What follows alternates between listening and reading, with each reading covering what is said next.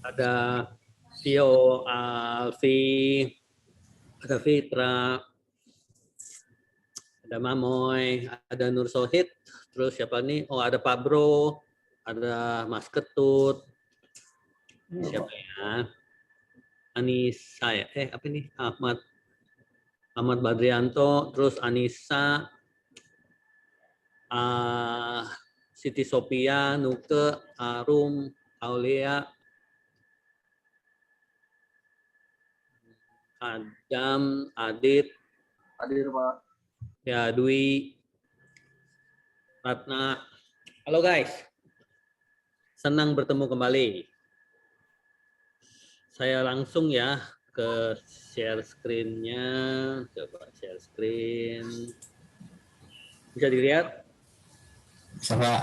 Bisa, Nah, Pak. Bisa, Pak. Bisa, Pak. oke.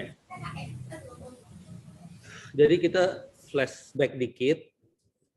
Ya, kemarin kita udah bicara sekilas tentang ini, bahwa apa itu blockchain. Sekiranya kita ketahui bahwa blockchain itu adalah sebuah distributed ledger. Bahkan di slide selanjutnya, itu akan menjelaskan apa perbedaan antara distributed ledger dengan blockchain. Ya. Terus kita lanjut dengan di dalam blockchain tersebut, karena dia itu terdistribusi, jadi masing-masing orang yang memegang blockchain akan melakukan validasi terhadap segala update yang ada di dalam blockchain tersebut. Ya. Terus informasi-informasi apa aja yang bisa direkam di dalam blockchain? Ya, di antaranya ada kontrak. Kontrak berarti perjanjian-perjanjian. Perjanjian biasanya ya bisa perjanjian jual beli, bisa perjanjian pengalihan hak dan sebagainya. Terus ada berupa aset. Aset berarti bisa rumah, bisa mobil, gitu ya. Identities, ya, dan dia sebut bahwa bisa apa aja deh, ya. Kalau dia itu dalam bentuk digital, itu bisa disimpan di dalam blockchain. Oke. Lalu entry-entry berarti data-data yang masuk ke dalam blockchain itu bersifat permanen, ya, nggak bisa dihapus artinya, nggak bisa diganti juga. Kalau dia bilang A sama dengan 10, udah nggak mungkin itu 10 bisa diganti jadi 9. Dan itu berupa transparan. Transparan artinya saya bisa ngelihat, kamu pun bisa ngelihat. Bisa aja ada sebuah database, tapi database ini saya yang nyimpen passwordnya, sehingga hanya saya yang bisa ngelihat dalamnya. Tapi kalau dari blockchain itu dia bersifat transparan, berarti siapapun bisa ngelihat. Searchable, searchable berarti bisa dicari. Kamu makin nggak kedengeran. Kedengeran suaranya? Dengeran, Pak. Kedengeran, Pak. Saya lanjut ya. Mungkin tadi internet kamu yang kurang bagus gitu. Oke. Terus each update masuk sebagai blok. Ya. Kita mesti ngerti gambarannya kalau kita ada sebuah database. Kalau ada sebuah update dalam satu sel gitu ya, ada sebuah update yang tadinya sebelumnya adalah nilai angka 10, kita bisa ganti menjadi nilai angka 15 misalnya. Tapi kalau di blockchain itu tidak bisa dilakukan. Ya. Yang bisa dilakukan adalah menambah blok baru yang menyatakan bahwa sel tersebut telah berubah nilainya. Paham nggak? Ya. Coba sekarang saya agak coret-coret di sini nih supaya bisa lebih paham. Ya. Kalau ini bisa dicoret-coret ya. Kalau kita ada sebuah database, terus ada satu nilai di sini, nilainya kita katakan 10, gitu. Ya, ini dalam sebuah database pada umumnya, database pada umumnya. Dan untuk nilai ini kita ingin melakukan perubahan, Ya, misalnya ini kotak namanya A, gitu ya.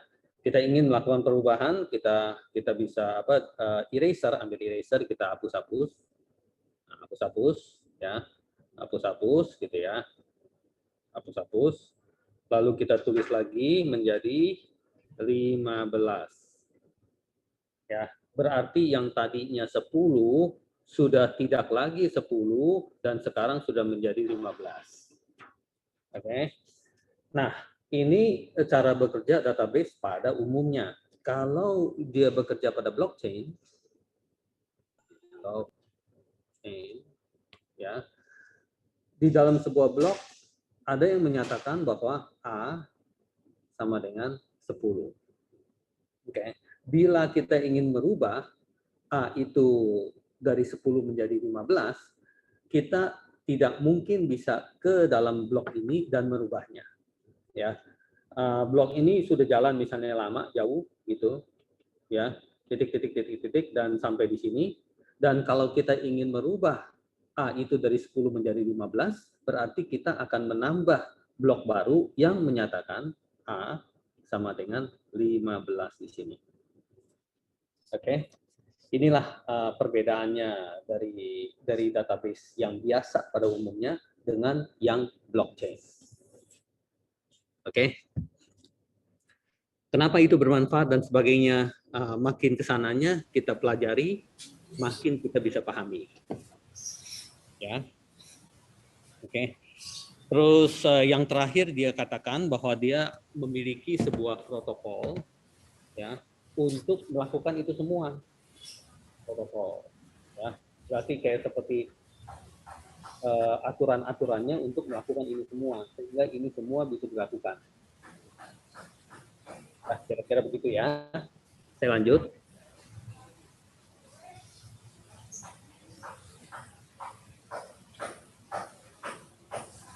Oke.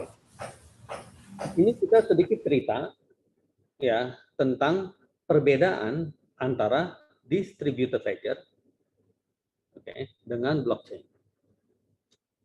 Ya, tadi sudah dikatakan di sini bahwa blockchain itu sebenarnya adalah distributed ledger.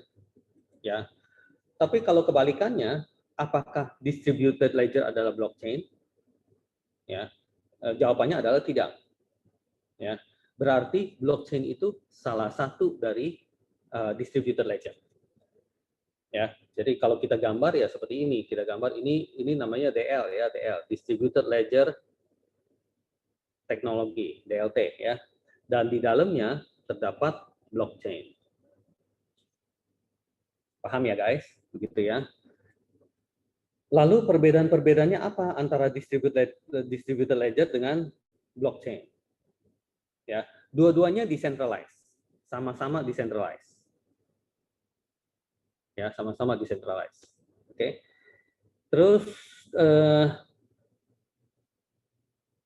oke.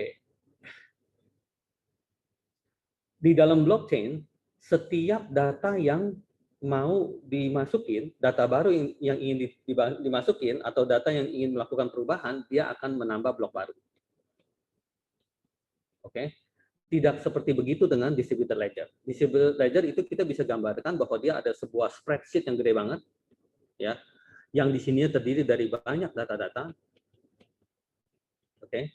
Lalu kalau misalnya ingin ada perubahan, dia tinggal berubah di sini, tinggal berubah di sini, tinggal berubah di sini dan sebagainya.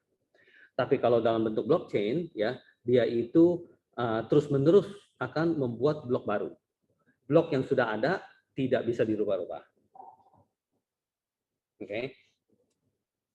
Nah, di sini selanjutnya disebutkan bahwa perbedaan-perbedaannya yang pertama adalah block structure. Berarti blockchain itu menyimpan data dalam bentuk block structure. Kalau distributed ledger itu menyimpan data dalam bentuk database biasa. Ya. Selanjutnya perbedaannya adalah dia itu dalam bentuk sequence, sambung menyambung. Ya. Blockchain dalam bentuk sambung menyambung, tapi kalau distributed ledger tidak begitu. Yang ketiga, blockchain itu power consensus. Berarti setiap blok yang ingin dimasukin ke dalam blockchain, setiap blok baru yang ingin dimasukin ke dalam blockchain, itu membutuhkan tenaga yang besar. Tenaga apa? Ya kita sebut tenaga listrik lah, tenaga computing lah, dan sebagainya. Oke. Tidak demikian dengan distributed ledger. Kalau distributed ledger, kita ingin mengubah data-data apa, kita tinggal langsung berubah aja. Seperti database biasa. Ya, memberikan perintah, dia langsung berubah. Tapi kalau di dalam blockchain, itu tidak demikian. Yaitu harus bisa melalui konsensus yang membutuhkan power yang besar. Dan otomatis yang kalian juga sudah pahami bahwa blockchain itu agak lambat. Ya, karena harus bisa melakukan konsensus ini. Oke. Terus yang keempat adalah real life implementation, ya. DLT, distributed ledger technology, ya, walaupun sudah ada teknologi ini sejak dulu, ya, tapi jarang dipakai orang. Ya. Blockchain itu sudah banyak dimanfaatkan oleh orang. Dan di sini dijelaskan demikian, ya, distributed ledger pemanfaatannya masih kurang digunakan di dunia luas kita ini, tapi kalau blockchain sudah banyak manfaatnya. Salah satu contoh adalah Bitcoin. Dan yang kelima perbedaannya adalah tentang token. Ya, kalau di dalam DLT, distributed ledger technology, ya, token itu boleh ada, boleh enggak, dan pada umumnya enggak ada. Ya, tapi kalau di dalam blockchain, pada saat kita bikin blockchain itu sudah secara otomatis token terbentuk. Ya. Nah, bisa diketahui oleh kita semua bahwa Bitcoin, ya, sebenarnya merupakan sebuah token di dalam blockchain. Ya. Kebayangnya bagaimana kalian itu pada saat menggambarkan bahwa token itu sebenarnya apa sih? Gitu.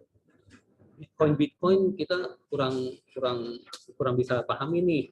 Jadi token itu seperti apa? Ya. Kita bisa bayangin bahwa kalau kita ke time zone, ya, terus di situ ada banyak mesin-mesin untuk kita main, ya, otomatis kita nggak pakai kita punya rupiah atau kita punya koin-koin rupiah itu untuk mainin time zone.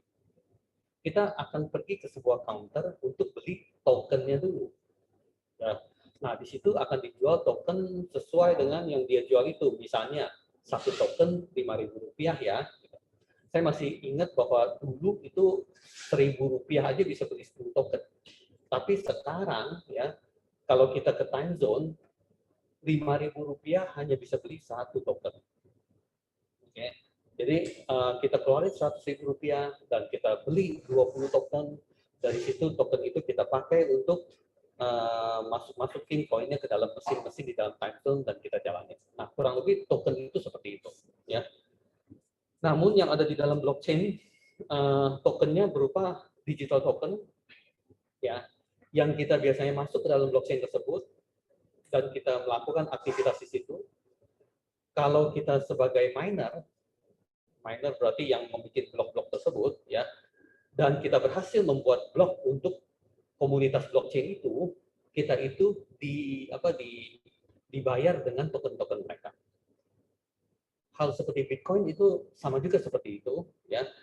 Kita masuk ke dalam networknya Bitcoin. Di dalam situ kalau kita berusaha menjadi minernya, yang miner berarti yang membuat blok-blok baru. Dan kalau kita bisa bersaing dan berhasil membuat blok baru, kita itu akan dihargai dengan token dia, yaitu Bitcoin. Ya.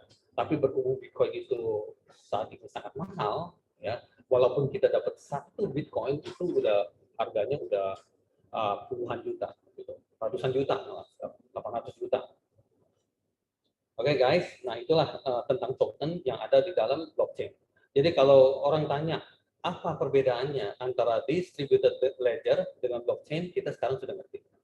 Ya, di antaranya kita juga pahami bahwa blockchain sebenarnya adalah distributed ledger, tapi dengan keunggulan-keunggulan tambahan selain yaitu merupakan distributed ledger. Oke. Nah, di gambar sebelah Gambar sebelah kiri merupakan ciri-ciri dari blockchain. Pertama, dia sebut bahwa blockchain itu merupakan hal yang distributed, ya, terdistribusi. Lalu blockchain itu anonymous. Anonymous berarti dia itu bisa menjaga kerahasiaan dari orang-orang yang bertransaksi di dalam blockchain tersebut. Ya. Kalau kita bilang kita bertransaksi di Gojek atau di Tokped, apakah kita punya identitas dirahasiakan? Gitu, ya. Pada umumnya orang ingin privasi yang cukup sehingga yang dia lakukan itu lebih banyaknya dirahasiakan, ya. Misalnya istri yang belanja dulu tapi dia nggak mau suaminya tahu, gitu ya. Atau seorang yang belanja melulu tapi dia nggak pengen bosnya mengetahui dia banyak duit apa dan sebagainya. Yang mereka katakan bahwa itu adalah saya punya privasi gitu. Tolong saya punya privasi jangan semena-mena disebarluaskan ke seluruh dunia sampai orang pada tahu gitu ya. Ini adalah hal tentang diriku yang hanya diriku yang tahu dan berhak untuk memberitahu kepada orang lain. Jangan sampai orang lain yang memberitahu kepada orang lain, gitu ya. Nah, hal-hal yang di Gojek, di Tokped, ya pada umumnya mereka simpan di dalam sebuah central database, ya. Tentunya seorang admin pasti tahu, yang pegang password itu seorang admin pasti tahu. Dan seorang admin kalau dia itu kurang bisa dipercaya, mungkin dia jual data ke orang lain. Karena apa ya namanya ya? Karena data itu biasanya mahal dan bisa dijual dengan ratusan juta atau miliaran mungkin ya. Kita kebayang bahwa kalau di dalam Gojek gitu ya, seorang admin kecil lah, bukan admin yang ngetop gitu, seorang admin kecil yang megang password untuk data-data yang ada di dalam Tokped ya. Terus dia curi-curi colokin flash drive, terus dia transfer data-datanya ke dalam flash drive itu, dia cabut, terus dia masukin ke dalam tas dia bawa ke seseorang yang udah janjian pengen beli, dan dari transaksi tersebut dia mungkin dapat puluhan juta atau ratusan juta gitu. Itu bisa dimungkinkan, dan kalau ingin melacak siapa yang melakukan itu juga sulit banget gitu. Ya kan nggak mungkin seorang karyawan yang keluar masuk itu cekin apa namanya tasnya, apakah dia ada sebuah flash drive apa enggak dan sebagainya. Di era digital itu udah susah banget gitu untuk menjaga hal-hal tersebut. Jadi akibatnya di mana-mana kita punya data dijual oleh orang-orang tanpa bisa diketahui dan dilacak siapa yang melakukannya. Ya.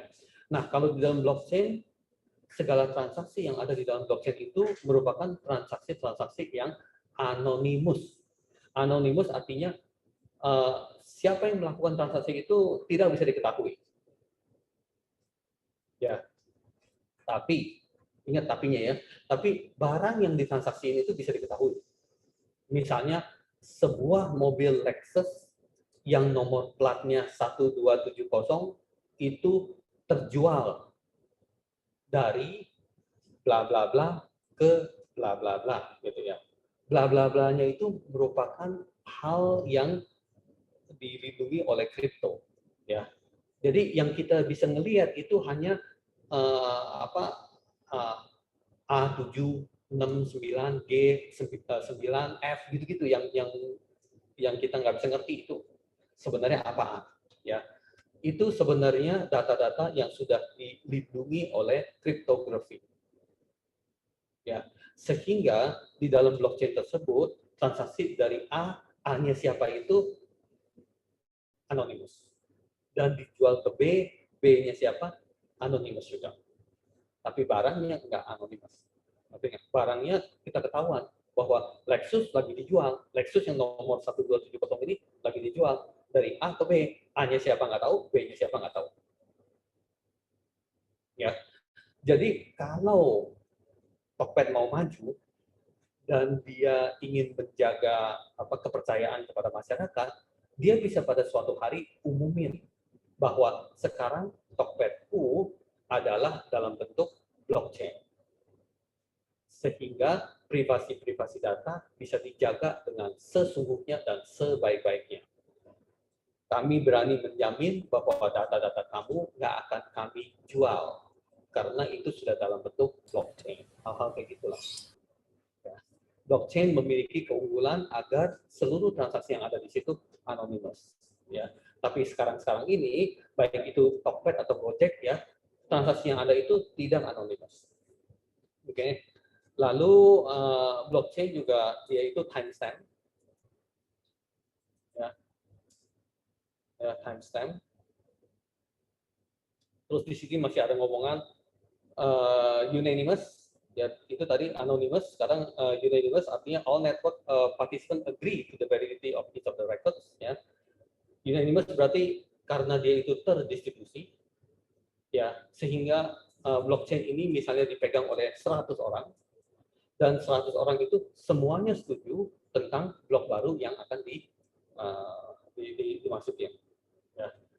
Terkesannya rumit, mana bisa 100 orang itu semuanya pada setuju baru masuk gitu ya. Tapi itu semua dijalankan dalam bentuk komputasi, ya dalam bentuk komputer semua.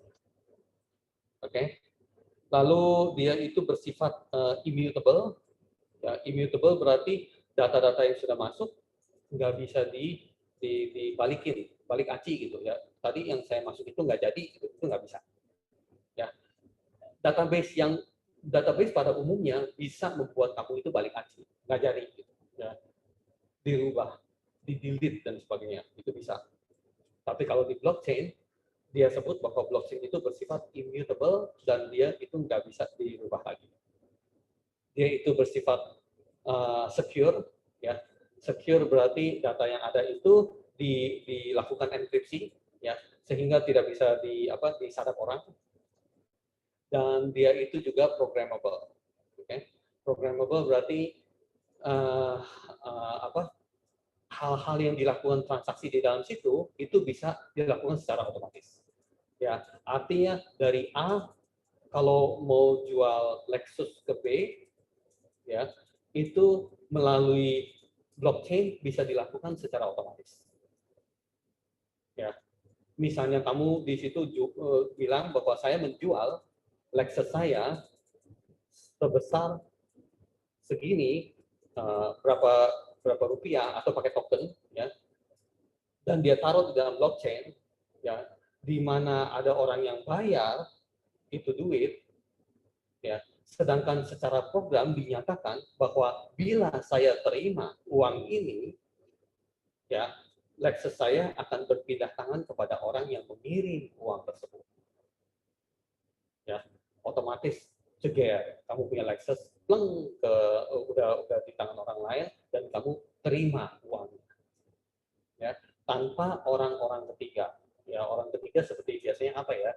Kalau kita lagi mau jual mobil, tapi kita pergi ke showroom dulu, kita titip di showroom, itu semuanya adalah orang ketiga.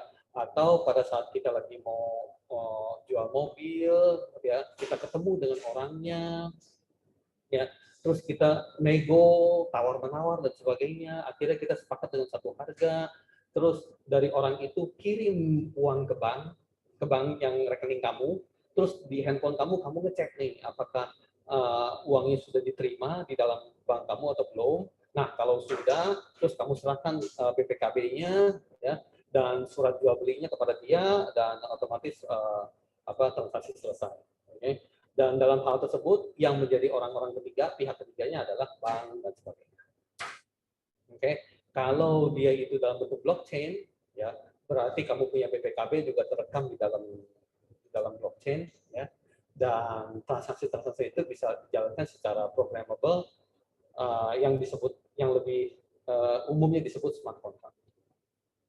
Oke, guys, jadi lecture 5 ini kita sudah bisa akhiri di sini. Ya, di sini terdiri dari beberapa bacaan-bacaan dan juga YouTube. Kalau yang rajin, mari yuk kita nontonin satu-satu. Ya, menurut saya sih menarik masing-masingnya di sini, ya. Oke. Ya, kira-kira begitu untuk kita menyimpulkan lecture 5 ini. Apakah ada pertanyaan sebelum kita masuk ke dalam section keempat? Section Bertanya, Pak. ya, Pak Bro, mangga. Terima kasih, Pak. Ini sehubungan dengan karakteristik dari blockchain yang immutable, Pak. Artinya once kita create blok itu tidak akan bisa diedit atau di-delete. Konsekuensinya bloknya akan semakin bertambah, Pak ya. Yes. Nah, Yes. saya membayangkan ada suatu masa di mana nanti node-node yang terhubung di blockchain itu akan overflow karena mungkin storage-nya udah penuh atau gimana. Ya. Mekanisme blockchain untuk menghadapi hal-hal semacam itu gimana, Pak? Apakah sudah ada riset atau sudah ada kejadian seperti itu, Pak? Terima kasih. Oke, thank you. Ya. Jadi pertanyaannya merupakan data yang terus-menerus dimasukin yang suatu hari akan kepenuhan, gitu kan? Ya. Kita mesti kebayangnya, misalnya kita lagi ambil contoh YouTube. Oke. YouTube itu kapanpun kamu rekam, kapanpun kamu membuat rekaman, dia akan menyimpan. Ya. Dia itu nggak pernah bertanya-tanya bahwa yang kamu simpan itu junk atau rubbish atau enggak gitu ya. Pokoknya dia akan simpan. Berarti pada saat kamu lagi taruh sebuah kamera di jidat kamu dan kamu jalanin rekaman YouTube live selama 24 jam nonstop dan terus-terusan tiap hari, setelah dalam 1 minggu juga 7 kali 24 jam kamu jalani nonstop dan kamu rekam ke dalam YouTube semua, ya, dia tidak akan sampai kamu tidur pun kamu rekam gitu ya, sampai kamu tidur pun kamu udah tutup mata dan kamu sudah lelap tidur, kameranya masih jalan gitu dan masih terekam di dalam YouTube. Nah, kamu bisa kebayang nggak kalau kamu lakukan itu, ya, YouTube akan dihabiskan tempat penyimpanan yang seperti apa. Ya, toh sampai sekarang dia itu nggak pernah ngeluh kalau kamu ingin lakukan itu. Silakan aja kamu mau melakukan itu. Ya, kamu mau rekam apapun silakan aja. Jadi itu membuat kita berpikir-pikir sejenak. Kok dunia ini udah kayak gini banget gitu. Ya. Sampai kalau tempat penyimpanan YouTube itu sebenarnya kapan sih habisnya? Pada suatu hari itu harus habis dong. Dan kapan sih habisnya? Ya, itu sesuatu hal yang Pak Bro bisa renungkan ya, walaupun saya belum menjawab tentang blockchain yang kamu lagi tanyakan itu. Oke. Terus yang kedua, misalnya Tokopedia, ya, misalnya Gojek, ya, itu dia punya database juga udah kian besar dan sekarang juga udah gede banget, ya, karena transaksi yang jalan berapa ratus juta. Mungkin tiap bulannya berapa ratus juta, ya tiap tahunnya entah berapa, dan dia harus simpan data-data itu mungkin untuk kebutuhan dia sendiri atau kebutuhan legal, kebutuhan pemerintah, dia harus simpan itu semua, ya, membutuhkan hard disk yang kurang lebih kita pikir-pikir 1 tera cukup nggak ya? Mungkin 1000 tera kali yang kita sebut dalam bentuk 1 peta gitu ya. 1 peta mungkin 1000 tera ya. Terus mungkin 1000 peta kali. Tapi sebenarnya hadis yang dia butuh adalah berapa ya? Dan itu kadang-kadang juga kita udah nggak bisa kebayang. Kita itu juga udah nggak bisa kebayang bahwa kapan sih habisnya dan kapan sih overflow-nya. Nah, sebagai contoh ketiga lagi, Pak Bro juga pegang Rinvo. Ngerti dong Rinvo? Rinvo itu sebenarnya adalah Google. Ya, Rinvo itu sebenarnya adalah Gmail gitu ya. Tapi Rinvo juga memiliki Google Drive, yang di situ Pak Bro bisa simpan Google Doc, bisa simpan Google Spreadsheet, Google Sheet, ya, bisa simpan Google Slide, ya. Kalau di kita lebih bangga dengan sebutan Rinvo Doc, Rinvo Sheet, Rinvo Slide dan sebagainya. Di sini timbul sebuah pertanyaan. Saya itu dikasih tempat berapa gede untuk menyimpan saya punya data-data? Artinya kapan overflow atau kapan habisnya atau kapan nggak boleh simpen lagi, udah max gitu, ya. Jawabannya, Pak Bro, ya, jawabannya adalah kamu boleh simpen tanpa batas, segede apapun, I don't care, kata Google, ya. kamu baru salah satu pelanggan Rinvo. Rinvo masih ada banyak, ribuan orang lagi. Ya. Lalu Google masih ada banyak, ratusan juta orang lagi. Ya. Gimana kalau semuanya pada nyimpen di situ, dan secara gabungan dia itu sebenarnya harus menyiapkan tempat penyimpanan seberapa gede sih dan kapan dia overflow-nya. Itu juga merupakan pertanyaan-pertanyaan yang membingungkan kita, yang susah jawabnya, yang pada akhirnya kita udahlah jangan pikirin. Ya. Terakhir baru saya berusaha menjawab. Ya. Jawabannya sebenarnya adalah teknologi yang kita sekarang lagi hidup di zaman sekarang ini, ya, itu berkembang sangat-sangat pesat. Ya, berarti di tahun sekarang yang udah nggak ada habis-habisnya, gitu ya. Di tahun berikutnya dia makin canggih lagi dan makin nggak ada habis-habisnya. Terus di tahun berikutnya lagi akan makin canggih dan makin nggak ada habis-habisnya. Ya, ada yang sebut bahwa itu adalah Moore's Law. Moore's Law tulisannya begini. Oke, Moore's Law. Ya, Moore's Law. Yang menyatakan bahwa teknologi setiap 18 bulan 2 kali lipat. Ya. Berarti itu juga termasuk penyimpanan, komputasi dan sebagainya. Segala hal yang merupakan digital setiap 18 bulan dia itu jadi 2 kali lipat. Berarti dulunya 2 jadi 4, dulunya 4 jadi 8, dulunya 8 jadi 16, dulunya 16 jadi 64. Ya. Kalau kita bayangkan bahwa kita ngelipat kertas, ya, ngelipat kertas berarti dari selembar kertas jadi kita lipat jadi 2 lembar kertas. Terus dari 2 lembar kertas kita lipat jadi 4 lembar kertas, ya. Pada saat kita lipat yang ke berapa, ya, tebalnya itu udah dari bumi ke bulan. Angkanya saya udah lupa, tapi kamu bisa kaget tentang hal-hal yang berlipat-lipat itu kayak apa gitu dia punya perkembangannya. Ya, baru saya simpulkan dalam pertanyaan itu adalah nggak usah khawatir, ya. Sebisa-bisanya kamu simpen dalam lifetime kamu, ya. Misalnya kamu YouTube, kamu taruhlah sebuah kamera di jidat kamu dan kamu rekam seumur hidup kamu rekam ke dalam YouTube, dia juga nggak bakal komplain dan rekaman itu bakalan ada di kamu dan nggak bakal di-delete juga, nggak bakal dihapus juga tiap suatu hari. Misalnya kamu ada sebuah laptop, ya, laptopnya kamu udah beli sangat canggih nih, dengan memorinya 1 tera dan sebagainya. Pada suatu hari, saking kamu simpen terlalu banyak film-film atau foto-foto kamu dan sebagainya, pada suatu hari kamu juga kewalahan untuk hapus-hapus, ya, karena katanya laptopnya sudah penuh dan sudah lambat lah apa dan sebagainya, ya. Tapi sekarang teknologi cloud berarti sesuatu yang kita simpan di awan-awan, ya, simpannya udah bukan di laptop, tapi kita simpannya di awan-awan, ya, itu udah nggak ada habisnya, ya, ya. Saya sendiri kadang juga heran, kapan sih habis? Kalau aku timpukin data terus, simpen terus, itu sebenarnya kapan sih habisnya gitu ya?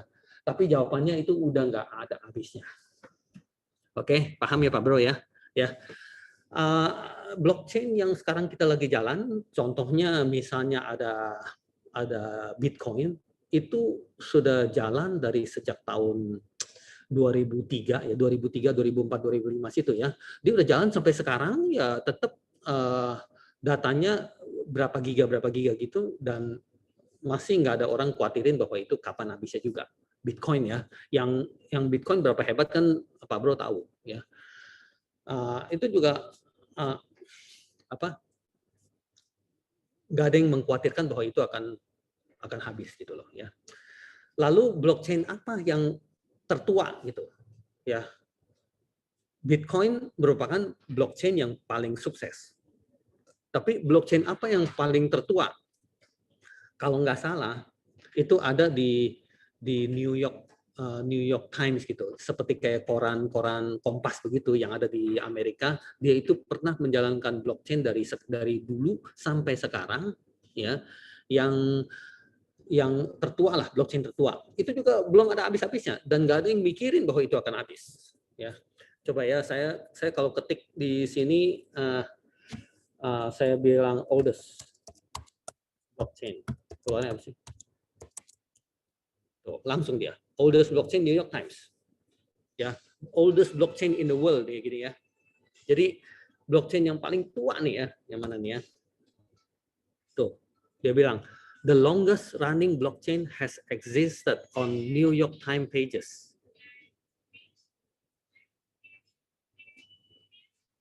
Oke. Ya. Dan itu juga dia bilang which appears to be older than the author of this article, not to speak 13 years preceding the invention of the peer-to-peer electronic cash system Bitcoin. Oke, dia jadi jalannya sejak tahun 1995. Oke. Pak, Ya, Anissa mau tanya. ya Anissa. Ya terkait dengan pertanyaan Pak Broto. Mau nanya nih, itu Pak, kalau apa namanya, kan kita misalnya nyimpen nih data semua data-data di Google Cloud ya. Saya tuh pernah terfikirkan, bisa nggak ya kalau misalnya suatu waktu tuh kayak tiba-tiba tuh angus gitu. Bisa nggak Pak? Tiba-tiba file tuh kayak rusak, terus dari sistem yang kayak di Google Cloud itu, ya tiba-tiba kayak dihapus gitu secara permanen gitu Pak. Kita lagi ngomongin Google Cloud atau blockchain nih? Ya blockchain, maksudnya kan ini kalau misalnya di blockchain, nanti teknologi yang baru ini, apakah nanti benar-benar permanen atau dia apa namanya bisa di itu ya apa namanya kayak di convert gitu. Kalau misalnya yang ada udah datanya udah terlalu lama nih, udah lampau gitu kan, tiba-tiba udah kehapus gitu dengan sendirinya. Misalnya udah berapa tahun, udah 1 dekade gitu Pak. Ya. Kita balik menjawab tentang YouTube lagi dulu, ya, bahwa YouTube itu sejak dia ada sampai sekarang belum pernah hapus data, ya. Berarti YouTube sudah berjalan lebih dari 10 tahun dan pada suatu hari mungkin YouTube agak berpikir bahwa dia udah kewalahan nih simpan data, sehingga yang dulu-dulu banget gua hapus deh dan sebagainya. Itu juga belum pernah terjadi di YouTube. Ya, kalau di blockchain, Anissa harus tahu bahwa dia itu terdistribusi. Ya, terdistribusi. Berarti data-data itu bisa ada di handphone saya, bisa ada di cloud yang ono, bisa ada di cloud yang itu, bisa ada di laptop saya dan sebagainya. Ya, jadi sesuatu yang terdistribusi. Berarti kalau saya males saya hapus, berarti di tempat orang lain masih ada, karena itu terdistribusi.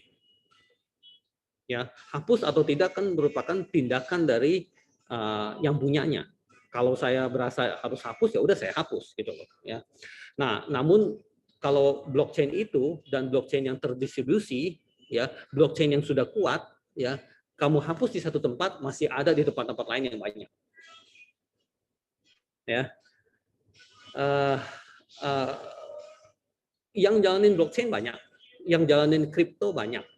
Dan banyak orang tertipu juga di dalam kripto, kamu harus tahu, tertipu ya. Kamu lihat seseorang, kamu ketemuin seseorang, lalu dia omongin bahwa dia punya itu betapa hebatnya, dan kamu tertarik dan kamu invest di dia, ya. Beberapa bulan kemudian, pada saat kamu akses itu blockchain, udah nggak ada. Dia sudah terminate itu blockchain. Dulunya dia berlangganan di dalam satu server, dia itu sudah tidak berlangganan lagi. Servernya udah hilang dan orangnya juga udah hilang dan duit kamu ikut hilang bersama itu, ya. Sering terjadi juga. Blockchain banyak, ya. Orang-orang yang ngaku-ngaku blockchain banyak, ya. Nanti dari kita, dari Rahaja juga bisa bikin blockchain baru gitu loh, ya. Yang mungkin saya akan bujuk Anissa bahwa blockchain kita itu bagus dan kamu mau nggak invest di dalam blockchain kita, dan kalau misalnya kamu mau, kamu beli token kami. Harga token kami misalnya Rp100 gitu. Tergantung kamu mau beli berapa banyak token. Terus Anissa pikir-pikir, wah saya di dalam kantong ada 10 juta. Saya beli semua 10 juta. Oke, 10 juta bagi 100. Berarti kamu dapat 100.000 token ya dari kami ya. Simpen ya tokennya ya. Kayak gitu-gitu ya bisa aja. Ya, pada suatu hari kalau blockchain ini jadi memang bagus, dia akan naik-naik terus harganya. saya bisa bilang kepada Anissa, terima kasih, alhamdulillah ya, congrats ya, bahwa dulu yang kamu beli seharga Rp100, tapi sekarang udah naik nih, jadi Rp130, jadi Rp150 gitu. Jadi kalau sekarang kamu pengen jual balik, kamu dapat keuntungan banyak gitu ya. 50 kali 100.000 token berarti kamu dapat keuntungan 5 juta gitu loh. Terus kamu pasti bilang, waduh alhamdulillah banget, waktu itu saya keluarkan uang 10 juta, sekarang bisa dapat 15 juta, mendapatkan keuntungan 5 juta, alhamdulillah banget gitu. Bisa terjadi juga ya, atau tiba-tiba itu nggak laku sama sekali dan kamu duitnya hilang semua, itu juga bisa. Ya, jadi kalau kita ke sini, kita klik ya, top 10 crypto, top 10 crypto gitu ya. Nah, dia akan keluar di sini nih. Ya, Bitcoin, 10 kripto terbaik gitu ya. Dia bisa keluar di sini. Ya. Coba saya lihat ya. Di sini nih. Nah, Bitcoin kemahalan, nggak ada yang berani beli. Ethereum kemahalan, nggak ada yang berani beli.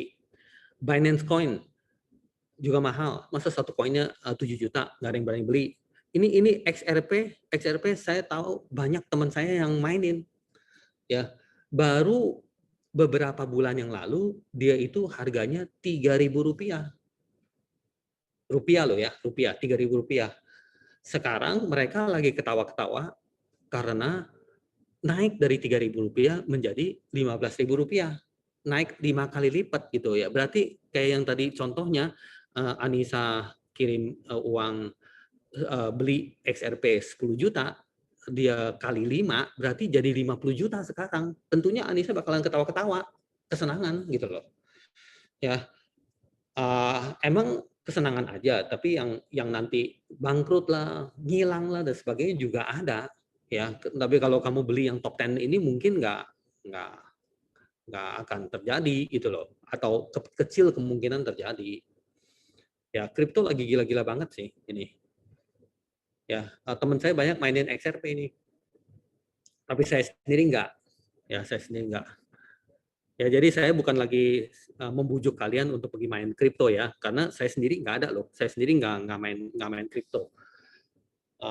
Cuman saya terus-menerus memperhatikan teknologi blockchain. Ya, semua ini nih, semua kripto itu pakai blockchain. Ya, jadi kripto itu pakai blockchain, tapi blockchain belum tentu kripto. Paham ya? Ya, blockchain masih diaplikasikan ke tempat-tempat lain. Termasuk salah satu aplikasinya adalah kripto. Oke guys, jadi ngerti ya Anissa ya? Baik Pak, terima Boleh kasih. tanya Pak? Oke. Saya Supriyono Pak.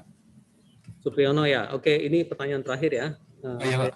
Tadi ya, terkait dengan beberapa teknologi yang dipakai oleh blockchain, itu saya kemarin-kemarin nyari tentang lembaga yang melakukan sertifikasinya Pak.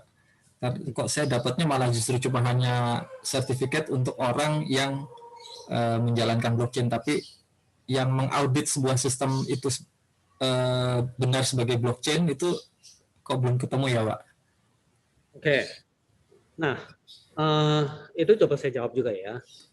Bahwa kalau kamu lagi ngomongin tentang sertifikasi, tentang regulasi dan sebagainya, itu kamu masih berpikir dengan cara lama. Ya, regulasi dan sertifikasi itu kita harus tahu bahwa dia itu tetap adalah pihak ketiga. Ya, pihak ketiga.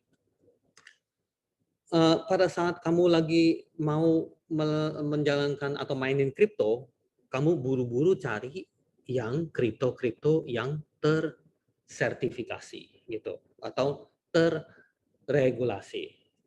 Ya, seolah-olah kamu lagi pikir bahwa kalau udah tersertifikasi dan terregulasi, dia itu nggak akan bohongin kamu gitu loh, ya, kabur atau gimana gitu loh, ya. Secara keseluruhan, kayak seperti Bitcoin, ya, dia itu nggak peduli tentang tersertifikasi atau terregulasi. Ya, dia itu bila dipercaya oleh masyarakat dunia, dia itu harganya naik. Dia itu bila tidak dipercaya, berarti pada suatu hari kalau orang ragu tentang Bitcoin, disitulah waktunya Bitcoin akan anjlok-anjlokan gitu. Ya, orang-orang pada mau nyemplung ke dalam kripto, ya itu sebenarnya, kalau saya cerita lebih panjang lebar ya, sebenarnya mereka itu ingin menghindari regulasi, menghindari pemerintah gitu. Ya, artinya kalau kamu tiba-tiba punya uang banyak, yang kamu takut pemerintah Indonesia ini kejar-kejar kamu, duitnya dari mana? Udah bayar pajak belum atau gimana? Kamu itu simpen uangnya di dalam kripto. Ya, kripto yang mana yang paling aman? Takutnya kripto juga hancur atau hilang dan sebagainya. Kripto yang paling aman adalah Bitcoin. Nah, pada saat saya cerita begini, kamu nggak gitu merasakan karena kamu ada di Indonesia, kamu berasa Indonesia ini tempat yang aman, ya, tempat yang aman buat kamu. Jadi kamu nggak memikirkan tentang hal-hal itu, tapi kamu juga tahu bahwa di dunia ini banyak tempat-tempat yang ancur-ancuran gitu. Mungkin di Turki gitu ya, mungkin di Venezuela ya, tiba-tiba ada pemberontakan yang pemerintahnya jatuh dan sebagainya, terus orang-orang kaya pada disita-sita semuanya uangnya, disita apa propertinya dulu ya, rumah apa semua pasti disita gitu ya. Kalau uang gimana? Kejar ke bank dan disita semua uangnya juga. Ya, itu sering terjadi dan sekarang pun sedang terjadi di negara-negara tertentu yang ada di dunia ini berkat kekacauan dari politik mereka. Ya, kamu di Indonesia berasa aman, nggak bakal kayak gitu, berasa kayak gitu ya. Nah, bagi mereka yang mengalami hal demikian atau akan mengalami hal demikian, mereka berpikir-pikir, bagaimana ya aku akan menyimpan aku punya harta dan kekayaan di tempat yang paling aman di dunia ini, yang terhindar dari regulasi, yang terhindar dari sertifikasi segala, gitu ya. Jawaban untuk dunia adalah Bitcoin, gitu loh ya. Itulah kenapa sampai perusahaan-perusahaan besar di Amerika pun invest ke Bitcoin. Ya, nggak tahu kenapa tuh mereka itu, contohnya seperti Tesla lah, terutama Tesla lah ya, itu investnya ke Bitcoin. Jadi dia punya duit sebagian besar investnya ke Bitcoin. Ya, saya sih cuma dengar ceritanya aja, dan saya sendiri nggak berani ikutin mereka, nggak berani. Ya, nah kita harus tahu bahwa kripto itu, ya, itu semuanya di luar regulasi. Memang dia orang punya struktur adalah untuk menghindari regulasi tersebut. Mereka itu nggak percaya dengan pemerintah. Ya, adanya kripto karena mereka itu nggak percaya dengan pemerintah. Mereka nggak percaya dengan pemerintah Amerika, mereka nggak percaya dengan pemerintah Indonesia. Ya, mereka sebel dengan pemerintah Amerika. Kenapa? Pada saat butuh duit, dia tinggal cetak duit. Ya, dulu kalau saya mau beli burger 15 sen, nggak sampai $1, ya 15 sen doang. Tapi sekarang satu burger harganya $3. Ya, kalau saya dulu simpen uang saya di kasur gitu ya, simpen uang saya di kasur, uang banyak di kasur. Setelah 20 tahun, saya keluarin uang saya dan saya mau beli, apa juga udah nggak kebeli. Harga juga semua mahal udah. Ya, harga itu biasa mahal karena inflasi. Inflasi itu berkat pemerintah cetak duit. Gitu. Oh, bisa ngerti nggak? Karena saya ngomong udah ke arah gitu. Iya, Pak. Paham, Pak. Ya, paham ya. Ya. Saya bila sebel sama rupiah. Kalau saya sebel sama rupiah karena apa ya? Saya dulu beli es cendol 500 yen. Ya, Kalau saya waktu SD tuh, saya dikasih uang jajan 2.000 rupiah tuh, ya. Saya beli es cendol 100 rupiah, 200 rupiah gitu ya. Sekarang 13.000. Ya. Itu inflasi di rupiah itu gila-gilaan. Ya. Ada pandemi. Semua orang mesti dikasih uang untuk mengatasi pandemi itu. Uangnya dari mana? Ya, cetak duit. Tinggal perintahin BI cetak duit gitu loh. Sama juga dengan pemerintah Amerika. Ada pandemi, begitu banyak orang kesusahan dan sebagainya, ke Federal Reserve cetak duit. Ya, ujung-ujungnya apakah inflasi dan sebagainya itu urusan belakangan. Yang penting pandemi ini lewat dulu dengan sebaik-baiknya oleh pemerintah gitu. Ya, kira-kira begitu ya. Cuman saya juga bukan ahlinya di bidang gituan, Binance lah, Bitcoin lah, gitu-gitu. Saya koin apa tuh ya, koin market lah dan sebagainya, itu saya nggak ahli di bidang itu. Ya. Di antara kalian mungkin udah ada yang pandai main-main gitu ya. Pasti ada cerita-cerita menariknya, cerita-cerita happy-nya, ada cerita nangis semua, Pak. Cerita nangis itu banyak gitu loh. Ya.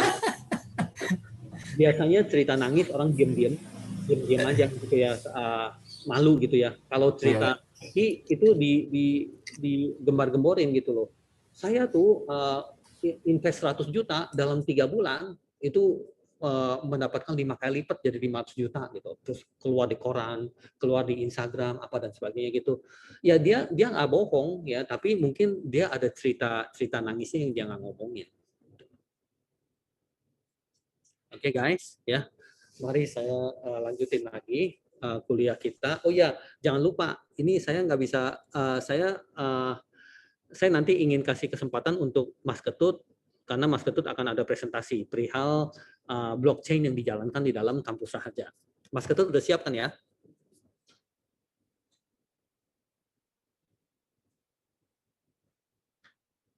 Iya Pak, insya Allah siap Pak. Siap ya, oke. Oke. Sekarang saya kembali ke slide. Nah, sekarang kita udah ada di slide baru nih. Ya, kita ada di slide baru. Di section 3 tentang blockchain, sekilas kita scanning dulu ya, bahwa kita akan membicarakan tentang blockchain apa aja. Ya. Sebenarnya kita akan lebih banyak cerita tentang blockchain punya social value proposition. Ya,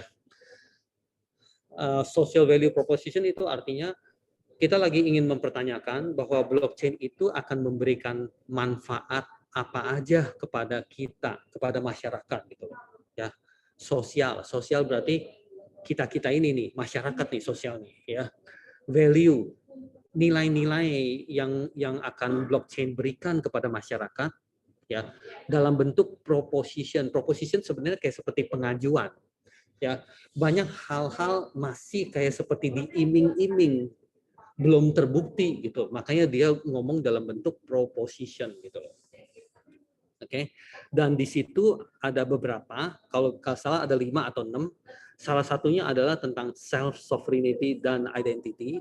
Ini di kuliah-kuliah sebelumnya kita pernah omongin, tapi kita akan omongin lagi karena supaya yang kita ingat, yang kita pahami itu bisa lebih kuat, lebih mantap gitu loh ya. Jadi kita akan ngomongin ulang gitu tentang self sovereignty dan identity. Lalu kita akan ngomongin tentang trust. Sebelumnya kita juga udah pernah ngomongin. Ya. Lalu kita akan bicarakan tentang transparency and provenance. Kita juga bicarakan tentang immutability.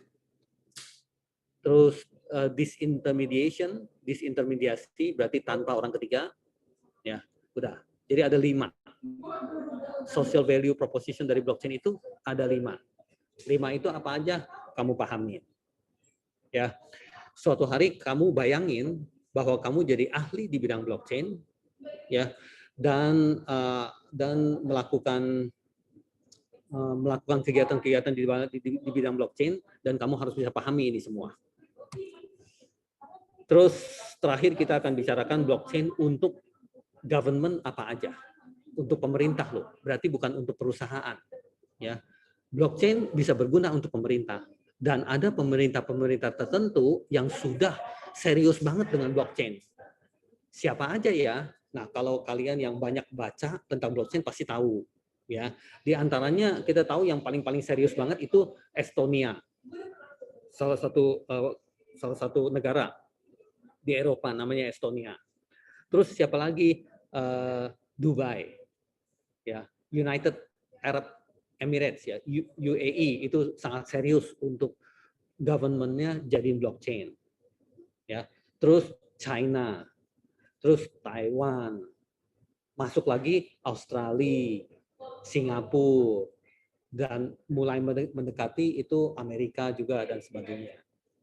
Tapi hal-hal yang kamu penasaran dan ingin dalemin, apa yang tadi saya ngomongin itu, ya kamu udah bisa Google, bisa YouTube, dan mereka udah ngomongin semuanya. Seberapa dalam mereka itu udah komitmen terhadap blockchain. Ya, contohnya kalau di Dubai, dia itu sudah tulis di dalam APBN dia dan udah tulis di dalam rencana induk riset negara dia bahwa di tahun 2020 dia punya pemerintah semuanya harus sudah blockchain semuanya. 2020 loh, 2020 berarti tahun lalu loh, ya. Apakah itu sudah terwujud atau belum? Apakah dia itu tertunda atau tidak? Itu kamu yang cari tahu lebih lanjut lah. Kan kamu juga tahu bahwa tahun 2020 itu adalah tahun pandemi, ya, tahun susah, ya, tahun yang habis-habisan gitu. Semuanya semua ekonomi hancur gara-gara pandemi dan sebagainya. Oke. Ya, ini juga masih ngomongin tentang government, terus habis itu habis deh di section ketiga ini, ya. Yuk kita mulai dari awal.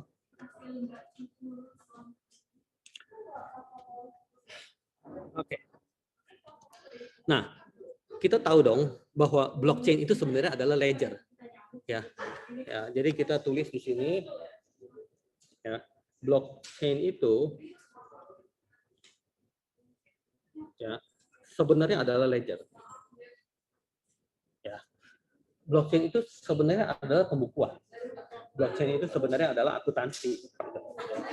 Baru kita tambah-tambahin di dalam ledger ini, kita bilang distributed ledger. Ya, kita tambah-tambahin.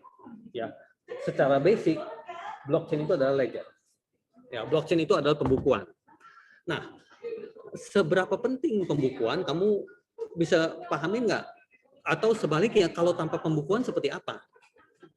Ya, tanpa adanya pembukuan, kapitalisme nggak ada, dan dunia yang kita lagi hidup ini nggak akan seperti ini.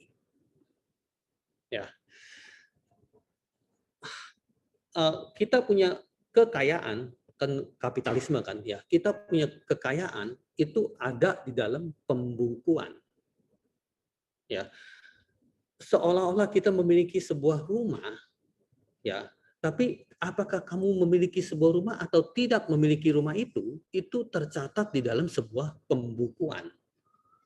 Ya, mungkin di BTN gitu, Badan Pertanahan Nasional gitu, ya, ya, di situ gitu, dicatat di dalam satu buku.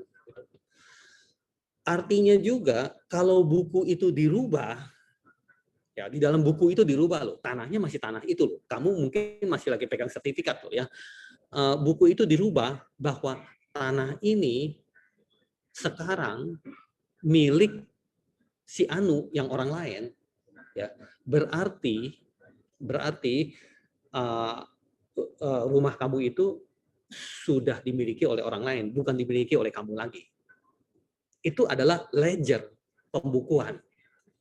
Ya, kamu punya uang katanya ada banyak di sini, banyak di situ, banyak di sini, banyak di situ dan sebagainya. Itu merupakan pembukuan. Ya, pembukuan. Bila di buku itu dinyatakan bahwa kamu punya uang berpindah tangan ke siapa dan sebagainya, itu artinya uang kamu udah nggak ada lagi dan udah berpindah tangan ke orang lain. Ya, pembukuan, ya, pembukuan. Nah, karena blockchain itu adalah pembukuan, jadi dia itu sebenarnya bisa mengelola banyak hal.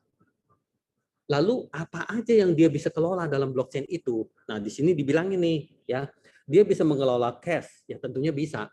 Uang kamu ada berapa, terus kamu kasih uang berapa ke orang lain karena beli beli rumah, beli tanah dan sebagainya, atau beli mobil, atau beli apa yang lebih kecil, beli rice cooker gitu-gitu dan sebagainya, itu bisa ya cash atau cash equivalent ya. Cash equivalent berarti bukan cash tapi hampir mirip cash. Itu seperti apa ya contohnya ya? Hampir cash tapi bukan cash. Nggak tahu deh apa ya. Nah, tahu deh apa deh ya. Mungkin saham atau gimana gitu ya. Tapi saham di sini udah ada nih, equity itu merupakan saham. Saham juga merupakan sebuah buku besar ya, yang katanya sekian-sekian saham dimiliki oleh kamu dan sekian-sekian saham katanya ditransfer dari kamu ke orang lain ya. Itu equity. Terus real estate berarti rumah, tanah dan sebagainya ya. Terus sekuritas itu seperti kayak bond dan sebagainya gitu. Oke, dan lain-lainnya ya. Itu semua merupakan aset-aset, kelas-kelas dari aset-aset yang bisa dikelola oleh blockchain. Pembukuan seperti apa yang kita contohkan di sini itu ya, sebuah buku besar ya, yang dari si siapa ya, di tanggal berapa, tentang apa, nomornya apa ya, dan dilakukan debit atau kredit, dan balance-nya sisanya berapa ya. Nah, di dalam blockchain yang tercatat kurang lebih adalah seperti ini. Tapi yang dicatat bukan hanya uang, segala hal bisa dicatat di sini. Ya, paham ya? Saya lanjut dulu, mungkin ada pertanyaan tapi saya lanjut dulu. Terus blockchain mengerjakan apa aja? Apa yang di dalam blockchain lakukan gitu. Pertama, dia itu membentuk blok-blok. Oke. Terus di dalam blok-blok tersebut sebenarnya tersimpan ledger, pembukuan ya. Lalu blok-blok dan ledger-ledger ini bersifat terdistribusi, berarti bukan terpusat dalam satu server, tapi tersebar kemana-mana.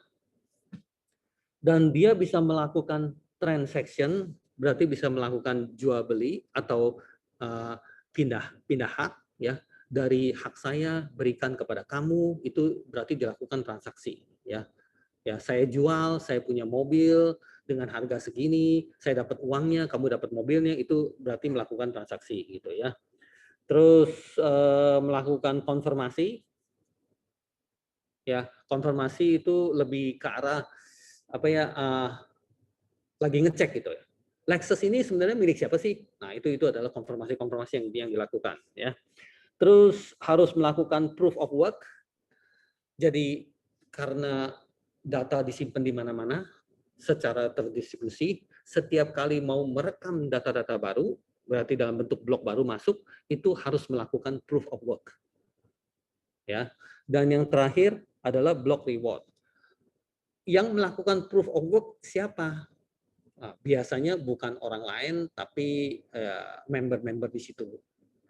Capek-capek ngapain melakukan proof of work? Karena bisa dapat block reward, bisa dapat insentif gitu, bisa dapat bayaran lah gitu ya. Bayarannya biasanya dalam bentuk token. Ya, kalau kamu di Ethereum, kamu akan dapat Ethereum. Kalau kamu di XRP, kamu akan dapat XRP gitu. Oke. Ya. Terus saya lanjut lagi. Oke. Di sini menjelaskan tentang centralized di sini centralized ya. Ya, di sini centralized, dan di sini yang berupa blockchain seperti apa. Ya. Kalau di centralized berarti kita ini semua merupakan klien, dan yang di tengah-tengah ya, yaitu bank, itu merupakan servernya dia. Ya, ini adalah bersifat centralized. Ya, bisa multi ledger. Ya, bisa multi ledger berarti masing-masing ada pembukuan sendiri. Ya, kita itu punya uang berapa, kita juga ada catatan. Ya, tapi catatan itu dicocokin dengan bank. Kalau catatan kita beda dengan bank, ya biasanya bank yang menang. Ya, berarti kita yang harus koreksi kita punya catatan untuk menyamakan yang ada di bank, gitu. Ya. Oke, dan kalau di dalam blockchain, ya itu semuanya tersambung-sambung node seperti ini, ya malah lebih bagusnya lagi, ini gambarnya lebih begini nih, lebih begini, gitu loh, lebih begini, ya berarti dari node A bisa sambung ke node B langsung, bisa sambung ke node E langsung, juga bisa sambung ke node C langsung dan bisa sambung ke node D langsung. Kalau cuman bulat begini aja, seolah-olah node A kalau mau ke node C mesti melalui node B. Nah, begitu juga yang ini berarti kita harus bisa tarik ke sini dan kita bisa tarik ke sini juga. Ya. Terus begitu juga dengan yang mana lagi ya? Ini udah semua belum? Ini juga yang not B-nya kurang satu, Pak. Di sini juga mesti bisa tarik ke sini. Iya, sip. Ya. Nah, ini lebih menggambarkan bagaimana dia itu terdistribusi banget gitu loh. Oke. Dan segala catatan-catatan ya yang ada dia itu replicated, berarti akan disalin semua ke semua yang ada di situ dan melalui konsensus yang tadi saya katakan itu mesti melalui proof of work atau sejenisnya, ya mereka itu seperti kayak melakukan mining ya. Sekarang masih bingung gitu, apa sih kayak gitu, menambang ya, mining berarti menambang ya, apa sih cara nambangnya gimana sih dan sebagainya. Itu nanti di pertemuan-pertemuan kita yang berikutnya akan kita bicarakan tentang mining, tentang pertambangan gitu loh, pertambangan Bitcoin, pertambangan cryptocurrency dan sebagainya. Oke. Aus nih, ada air nggak ada ya? Oke. Ya udah, terus kita lanjut lagi. Oke. Kita sudah paham bahwa ledger itu betapa pentingnya, betapa bergunanya, ya. Kalau saya yang pegang ledger, ya, saya satu-satunya orang yang pegang ledger, ya, saya itu punya kuasa atau punya kekuatan untuk merubah-rubah ledger, ya, seolah-olah sesuatu yang kamu miliki bisa saya ganti-ganti di dalam pembukuan itu menjadi berpindah tangan ke orang lain. Artinya orang yang pegang ledger itu orang yang sangat berpengaruh gitulah ya. Nah, jadi dia bilang dia itu memiliki posisi yang powernya gede, ya significant power dan influence-nya gede, pengaruhnya gede. Ya, kenapa? Karena yang memiliki ledger tersebut, ya,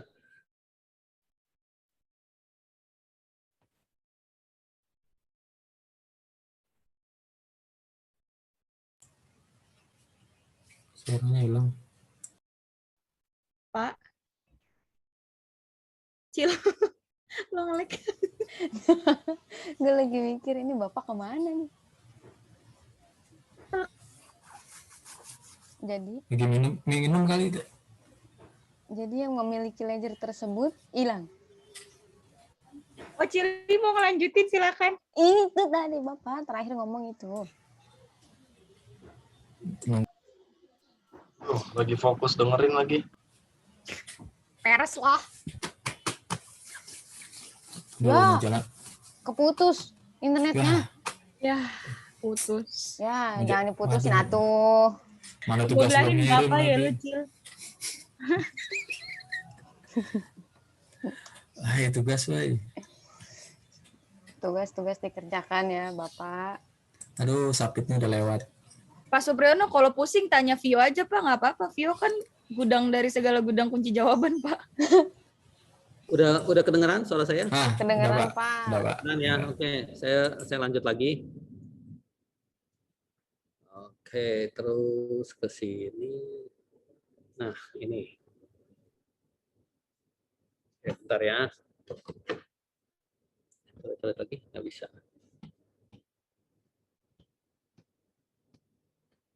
Oke, ya.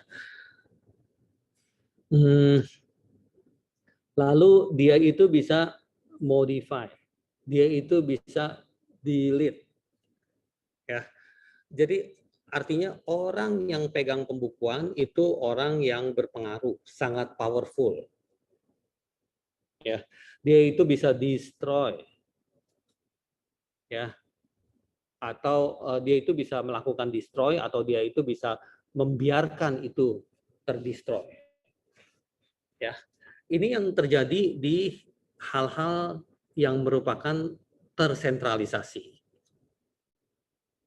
Ya, kurang lebih kebayang nggak? Atau saya mesti cerita lebih lanjut? Ya, berarti kayak seperti kita masuk ke dalam satu tempat, kita itu mau merekam tentang tanah ini sebenarnya milik kita, gitu loh ya. Tapi kan rekaman itu, pembukuan itu ada di pemerintah, di BTN misalnya, bank pertanahan, Badan Pertanahan Nasional gitu ya. Terus kok lama nggak selesai gitu ya. Terus kita misalnya mesti kasih duit dulu, apalah dan sebagainya. Kenapa hal itu terjadi? Karena dia itu berpengaruh dan dia itu yang pegang ledger lah, ibaratnya kayak gitu lah. Dan masih ada banyak contoh-contoh yang lain lah kalau kita misalnya ingin omongin lagi. Secara kesimpulan kita lagi mau katakan bahwa orang yang pegang ledger itu mempunyai banyak pengaruh dan mempunyai banyak kuasa. Orang ketiga loh dia, ya. Orang ketiga dia, ya. Jadi antara saya menjual dan dia membeli, ya, dan harus direkam atas jual beli itu oleh pihak ketiga. Ya, kalau direkam di buku saya aja, dia mana percaya. Kalau direkam di buku dia aja, saya mana percaya. Harus direkam di buku ketiga yang kita percayakan bersama. Tapi kita tahu bahwa di buku ketiga itu pada akhirnya orang itu memiliki pengaruh kepada kita. Kita jadi takut kepada dia dan sebagainya gitu. Kira-kira paham ya? Ya. Di sini ada beberapa contoh-contoh. Kalau misalnya land, ya tanah, berarti government yang kontrol, pemerintah yang kontrol. Berarti pemerintah yang akan bikin ledgernya untuk land. Oke. Kalau uang, berarti kamu ada uang berapa dan sebagainya. Selain uang itu kamu simpan di bawah kasur, kamu mesti masukin ke bank. Kalau kamu masukin ke bank, itu merupakan pembukuan. Pembukuan yang bukan kita keep sendiri, tapi bank yang keep. Ya, kita boleh bikin catatan ulang gitu ya. Tapi sebenarnya pembukuan itu bank yang keep. Ya, ya. Berarti bank ada ledger yang menulis kita punya duit. Ya. Lalu bagaimana dengan bursa efek, bursa saham? Bursa saham juga ada ledgernya yang menyimpan seluruh saham-saham yang ada milik siapa, ya. 10 saham Unilever milik siapa, 100 saham BCA milik siapa, dan dijual ke siapa dan sebagainya. Itu adalah merupakan bursa saham yang dia menyimpan buku besar tentang segala saham-saham yang ada. Nah, di sini lagi dikatakan bahwa kapitalis, berarti kapitalisme, masyarakat kapitalisme itu dibangun sampai sedemikian besarnya hingga saat ini itu berdasarkan konsep ini nih, ya, konsep apa? Konsep transfer dan akumulasi dari kapital. Kapital berarti kekayaan ya, transfer kekayaan. Jadi sesuatu yang saya miliki saya transfer ke orang lain, berarti bisa ditransfer ya, dan bisa diakumulasi, berarti bisa ditimbun gitu. Kekayaan saya makin lama makin menumpuk gitu ya. Besok-besok tambah menumpuk lagi. Terus yang saya ada bisa saya kasih ke orang lain, yang saya nggak ada saya bisa dapatkan dari orang lain. Nah itulah segala hal yang membentuk kita punya kenegaraan, yang membentuk kita punya ekonomi dan sebagainya, itu semua berasal muasal dari situ. Sedangkan blockchain ternyata kerjaannya juga adalah begini-beginian. yang selama ini kita telah jalankan secara tradisional, yang memiliki kesulitan-kesulitan dan sebagainya, blockchain berpotensi untuk membuat ini bisa menjadi jauh lebih baik lagi. Ya, berpotensi gitu ya. Masih banyak yang belum kita ngelihat. Hal-hal tentang kripto kita udah ngelihat banget gitu ya. Tapi hal-hal yang non kripto kita masih jarang banget ngelihatnya gitu ya. Sehingga masih timbul di orang-orang seperti kita, misalnya kita adalah peneliti, kita adalah pengusaha dan sebagainya, apakah ini semua merupakan peluang-peluang untuk kita itu berkarya dan berhasil melalui ilmu blockchain ini yang kita belajar dari Raharja dan sebagainya, itu ya merupakan tantangan-tantangan yang kita ingin jawab sesudahnya yang akan datang. Oke. Ya, kita lanjut lagi. Sekarang waktu udah tambah dikit. Oke. Ya, central authorities. Kita ngomongin central authorities kan, ya. Central authorities itu tentu kalian tahu bahwa itu adalah pihak ketiga ya. Ya, government adalah pihak ketiga ya. Antara saya dengan kamu. Tapi apa-apa harus oke-okean sama government gitu. Dan government itu adalah pihak ketiga. Dan government memberikan apa aja. Nah, biasanya government memberikan witness ya. Oke. Saya yang witness ya. Witness bahasa Indonesia apa sih? Penyaksian, Pak. Penyaksian, ya. Saya yang menyaksikan antara kamu dengan dia, kamu jual tanah kamu ke dia. Saya yang menyaksikan. Berarti saya yang membuktikan juga gitu loh. Ya, udah ya, jangan ribut ya kalian berdua ya. Ntar katanya belum enggak saya nggak jual kok. Enggak, saya lupa, saya nggak jual kok gitu. Ya udah nggak bisa, udah di-witness oleh government gitu loh ya. Terus be honest and transparent ya, transparan berarti nggak ditutup-tutupin. Ini apa? Oh, ini rahasia, nggak boleh orang tahu. Ini gimana?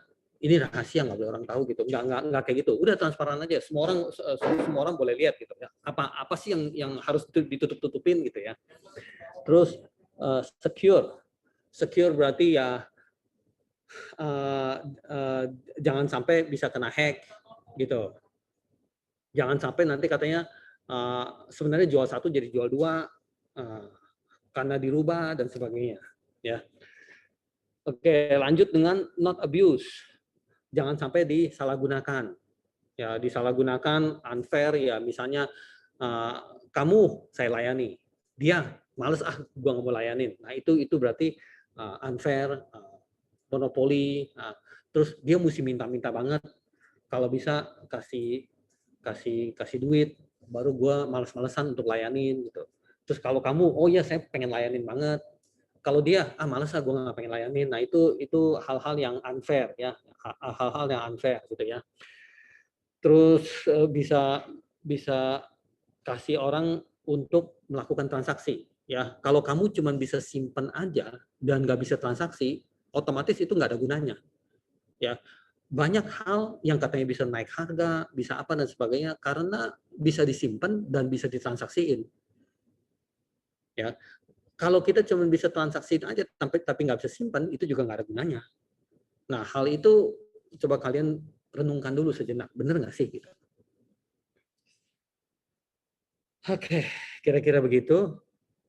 Ya, jadi paling yang terakhir kamu bisa lihat nih ya, institusi-institusi yang kayak gitu, berarti kayak seperti central authority seperti itu ya, dia itu punya banyak power. Ya, yang dia bisa pakai, kadangkala dia juga bisa abuse, menyalahgunakan hal-hal yang merupakan kuasa dari dia, yang dia bisa lakukan kontrol yang signifikan terhadap orang lain. Ya, bisa saja kamu bilang misalnya apa ya,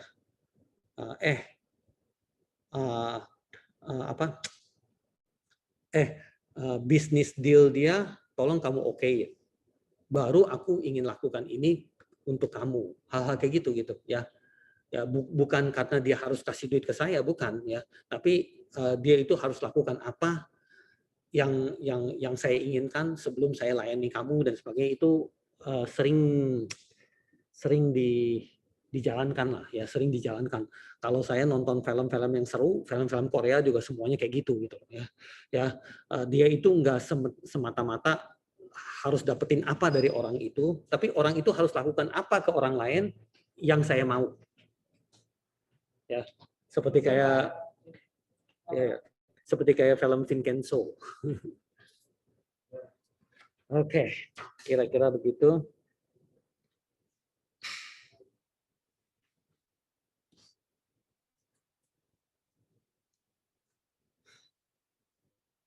Oke, kita lanjut ya.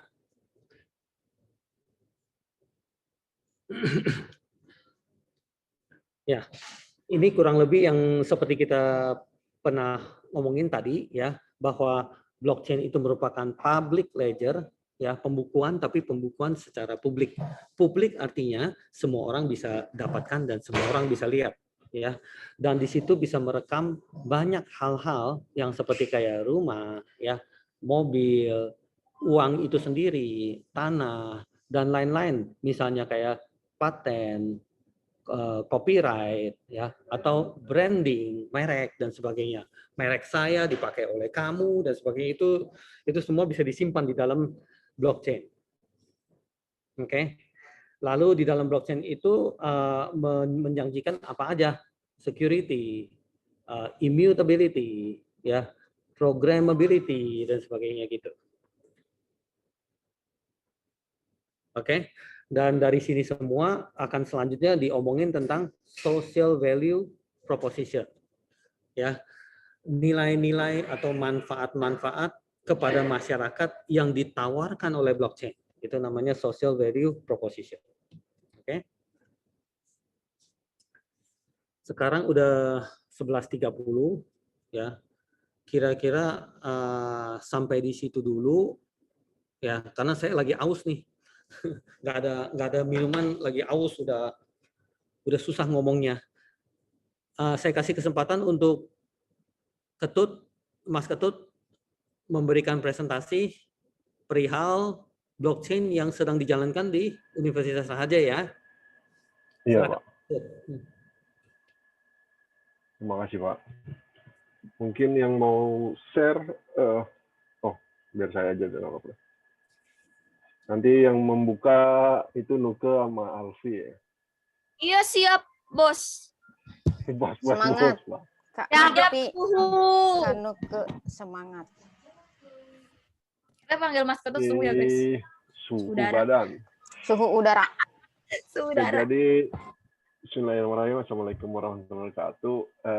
Jadi kami ini itu anak gitu. Itu Alfi, Nuke, Adam, Ketut gitu. Nah itu anak gitu. Nah ini memang lagi coba lebih ngediv ke dalam blockchain gitu. Kalau untuk teman-teman udah tahu lah, Nuke, siapa, Alfi, Adam, bahkan masih apa? Nama yang tim 12 tapi saya lupa itu. Nah dia pun memang udah dalam mengenai blockchain ya. Nah ini mungkin bisa mulai dari siapa? Nuka atau Alfi, silakan. Halo? Alfi. Oh, Alfi, oh ya, silakan. Bentar guys. Tarik nafas dulu. Oke, sebenarnya ini tuh sebuah project blockchain yang Mas Ketut dalemin. Cuma, ntar lu gue ketawa. Jadi di sini Mas Ketut ngelibatin Alfi, Nuke, dan juga Adam dalam project yaitu demo Ethereum di apps First Vote and Transaction kayak gitu. Nah, next Mas Ketut.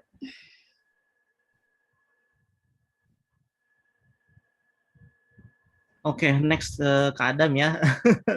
Dia salah. Oke. Jadi selama development ini apa aja sih yang dibutuhkan? Pertama itu ada yang namanya Ganache, lalu ada Solidity, Node.js, MetaMask, dan Ethereum VM.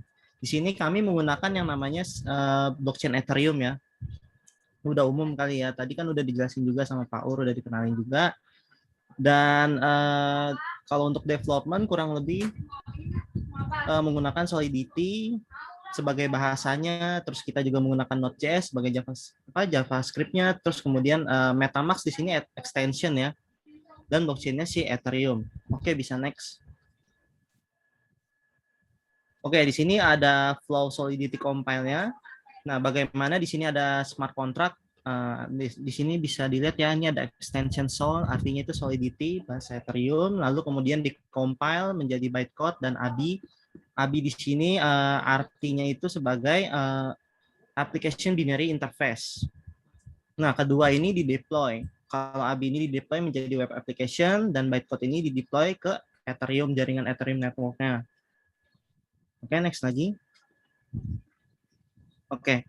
Di sini masih flow juga ya. Kalau misalkan menulis kontrak ke Ethereum itu kita dimulai dari melakukan code Solidity, kemudian di-compile menjadi ABI bytecode, dan kemudian di-deploy ke jaringan Ethereum. Nah, kalau misalkan membaca kontraknya sendiri itu dimulai dari bawah ya, bisa dilihat nih ya, dari bits dan bytes, kemudian dijadikan ABI dan bitcode, lalu muncul di web app dan konsol. Oke, mungkin bisa dilanjutkan oleh Mas Ketut ya selanjutnya. Ya, terima kasih Mas Adam. Jadi kesimpulannya sebenarnya yang kita lakukan ini kenapa melibatkan ada 4, ada Adam, ada Nuke, ada Alfi, itu karena untuk melakukan praktek ini untuk make sure bahwa udah jalan belum sih aplikasi ini? Oh, udah gitu. Makanya melibatkan mereka ya as a team lah. Kemudian yang tadi udah Mas Adam jelasin, jadi ada code itu di deploy ke dalam EVM. EVM itu Ethereum Virtual Machine. Jadi yang di deploy itu ada dalam kontrak udah dalam bytecode gitu. Nah, kalau lihat dari gambar sini, untuk contoh yang vote example ini adalah dia ada command line. Jadi dia menggunakan Node.js. Jadi komunikasi ke Ethereum itu menggunakan namanya RPC itu. Nah, RPC itu Remote Procedure Controller. Nah, dia komunikasi ke dalam EVM. Nah, begitu juga dengan node-node yang lain nih. Nanti dia akan komunikasi ke dalam EVM ini. Nah, ini menggunakan namanya Web3 JS gitu. Nah, ini kenapa Web3, mungkin teman-teman itu istilahnya sebenarnya ada ya teknologi yang dikembangkan ya untuk si blockchain ini. Jadi sebelumnya ada Web 2 itu, kemudian ini Web3.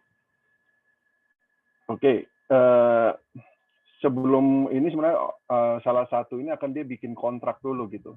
Bikin smart kontrak, masukin di dalam EVM, kemudian udah dapat smart kontraknya, baru yang kalau untuk melakukan votingnya itu dia tahu addressnya mana nih, addressnya smart kontrak dari yang mau kita vote itu. Oh ini, terus dia tinggal menggunakan addressnya masing-masing pemilih itu, dia menggunakan address itu dan kemudian ada destination-nya ya address dari smart contract tersebut gitu. Oke, nah ini kemudian komunikasi ini dia menggunakan pakai berikutnya ini kalau kita contoh berikutnya nanti kalau kita transfer lah gitu. Transfer gitu yang kayak kemarin kita share itu ke Alfi dan lain-lain itu Ethereum-nya bukan Ethereum yang asli ya. Itu beberapa teman ada yang nanya, Mas, gimana nih Mas, biar saya dapat Ethereum gitu. Itu kan lumayan ini kan. Ada beberapa ada yang WhatsApp gitu. Mas, gimana caranya gitu. Nah, mungkin teman-teman berpikir bahwa ini Ethereum beneran nih, gila 100 Ethereum berapa miliar. Nah, ini sebenarnya Ethereum buatan. Jadi mungkin yang dimaksud dengan private blockchain gitu. Jadi kita bisa bikin juga namanya private blockchain sendiri. Ini bisa dipakai ya lingkungannya keperluan kita sendiri. Jadi kemarin itu yang ada tulisannya Ethereum 100 itu bukan beneran itu. Kalau beneran mungkin saya udah jalan-jalan lah pakai yacht. Beneran Mas, itu buktinya si Adap nggak bisa beli rumah noh. Oh iya. Di rumah di Motherland. Oke, sebelum selesai itu kita coba praktek. Nah, oke. Mungkin prakteknya mungkin dari Alfi ataupun Adam bisa Yes. coba ini nggak? Apa tuh? Alfi coba bisa melakukan transfer gitu. Misalkan nanti saya coba share ininya saya, address-nya saya. Ini yang transfer ya, contoh ya. Nah, ini kan Ethereum saya adalah 85 nih. Nah, 85, kemudian coba saya via WhatsApp saya kirim. Mohon maaf, bisa chat Zoom aja nggak? Bisa via chat Zoom aja nggak ngirim kodenya ya? Coba di... Iya. Mas Ketut ini ketahuan lagi. Aduh. Jum. Dapurnya kelihatan ya, Bu. Ketahuan kalau itu, Bapak. Mohon maaf nih, Pak. Dapur kotor itu jangan. Ini address saya. Bagian recording juga. Udah ke-record. Ya. Oke. Oke, ini mau dicontohinnya sambil share screen atau enggak? Boleh yang kalau mau transfer di share screen aja gantian. Oke, kalau misalkan mau share screen, Mas Ketut cabut dulu share screen-nya. Alfi coba share screen. Stop. Mana? Stop. Oh ini. Tutup. Oke. Coba Alfi sama Nuke coba transfer. Nanti kita lihat. Oke, siap. Oke, udah kelihatan ya? Bentar guys, lagi loading.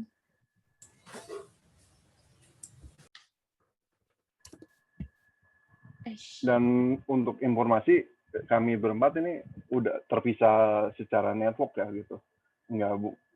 Nggak di dalam satu network lah. Jadi coba dimasukin dulu chat kan tadi mana ya? Public key dari Mas Ketut. Bukannya di WhatsApp lagi. Enggak perlu WhatsApp, Pak. Mohon maaf nih. Nah, ini kirim berapa, Mas? Bebas lah 1 atau 2. 10 aja lah, lumayan beli bakso ya. Di bawahnya tuh, Alfi, tolong di bawahnya turun ke bawah. Turun ke mana? Ini agak di bawah ada ini ada keterangan harusnya. Nggak ada ya? Nggak ada sih di sini, cuma ini aja. Nanti saya terangin ya. Oh, ini address book ya, alias? Nggak usah. No need ya. Next ya. Ya. Confirm ya. Ya, confirm. Oke. Nah, ini ada notif. Oke. Terus ini nah, juga ini ada keterangan. Alfi udah transfer. Coba di stop lagi. Coba kita kasih lihat untuk dari saldonya saya. Sorry Mas Badri, ini bukan Ethereum yang asli. Oke. Kalau kita lihat di sini, sebenarnya akan ada kelihatan ada transaksi-transaksi yang ini nih. Tapi sebelum kita lihat, bentar, ini coba kita lihat punya saya.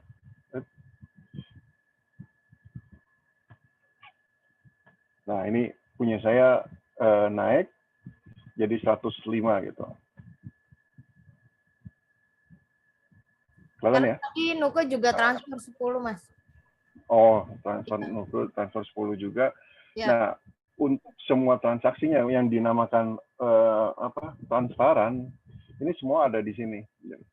Jadi ada kontrak misalkan nih from 0034 ini addressnya Alfi.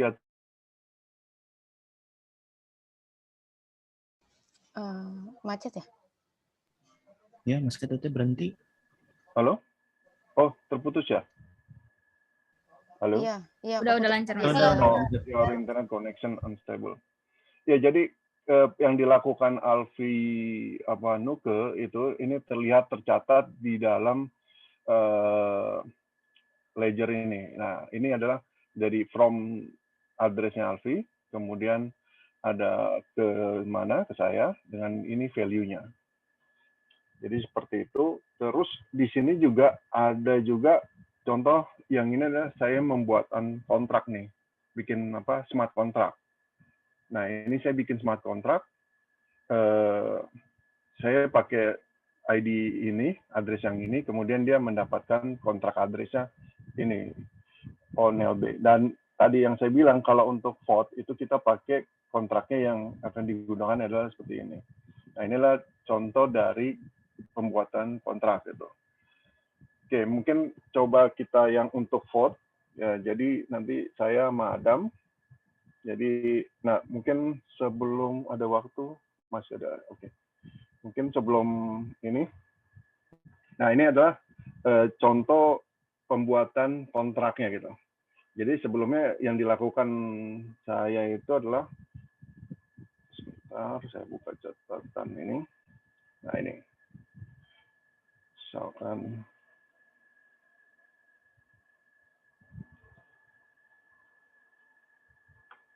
nah ini adalah yang tadi apa kita file namanya Solidity ini. Nah ini file Solidity mana ya? Oh, bentar. Nah ini adalah smart kontraknya saya bikin pakai Solidity. Kemudian saya compile yang tadi Mas Adam ceritain jadi ABI sama BIN. Nah, ABI sama BIN itu coba saya deploy ke dalam EVM, Ethereum Virtual Machine. Nah, ini adalah saya coba deploy. Kemudian tadi saya baru deploy ABI-nya, BIN-nya, kemudian kita ABI-nya, kita load. Nah, ini udah di load. Nah, berikutnya bikin smart contract nih. Nah, ini adalah contoh yang sebelah kiri. Ini kita bikin smart contract. Nah, ini from address-nya 3B sekian-sekian.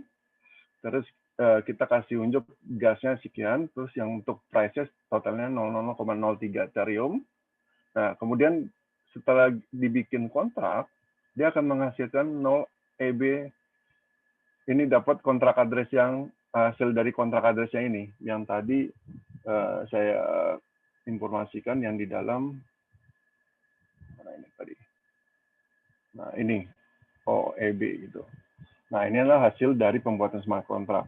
Nah, kemudian kalau bayangin kalau untuk bikin voting berarti kalau kita voting ini kita mesti destination-nya ini nih. Destination contract address-nya gitu.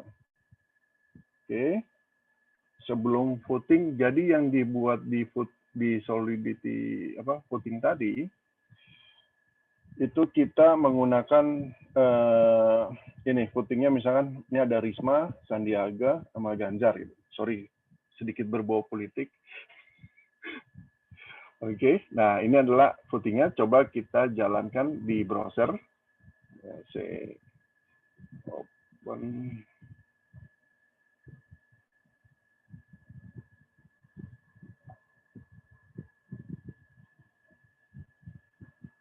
Oke, nah ini kalau ini pakai browser, oke yang inilah. Nah ini, sebentar, ini biasakan. Nah ini sebenarnya saya hanya buka file index.html nih.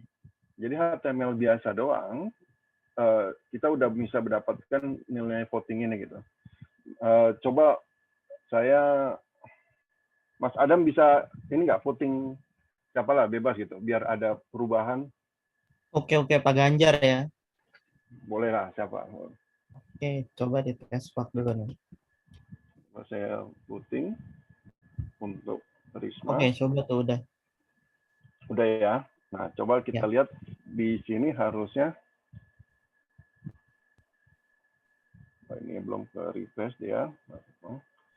Kita ini vote Risma. Mas Adam punya belum masuk. Nah, ini karena mesti di refresh. Nah, itu ini pakai HTML.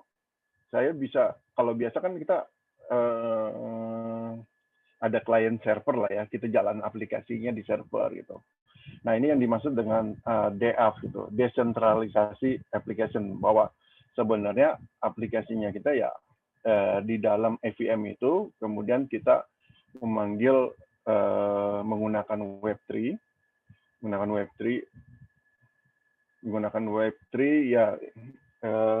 ya pakai Solidity gitu. Nah, jadi seperti inilah proses dari blockchain ini. Ada pertanyaan? Mungkin saya agak ini. Nah, kalau dilihat kan tadi kan terakhir ini yang EB. Nah, ini ada 2. Ini yang punya saya, ini punya Adam. Ini gas usage-nya, penggunaannya sekian, tapi value-nya nggak ada. Kalau tadi kan kita transfer itu ada value ininya yang di transfer. Oke. Ada pertanyaan kah?